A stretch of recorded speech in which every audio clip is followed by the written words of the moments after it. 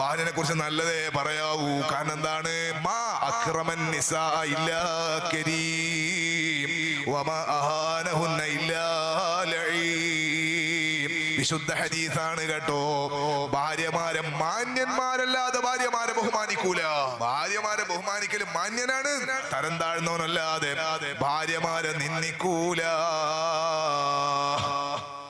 അതുകൊണ്ട് ഭാര്യമാരെ ബഹുമാനിക്കണം. ഒരാളെ മുമ്പ് ഭാര്യമാരെ വഷളാക്കാൻ പാടില്ല, പ്രത്യേകിച്ച് മക്കളുടെ മുമ്പിൽ നിന്ന്.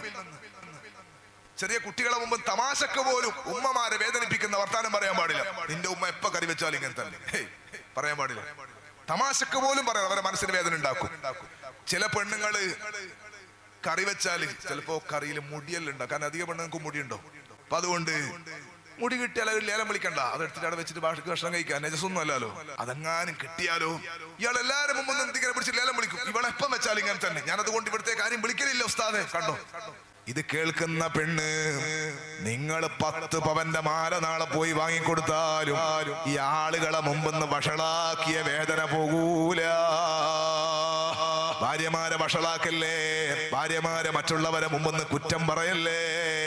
മാ അക്രമൻ നിസാ ഇല്ലാ കരീം.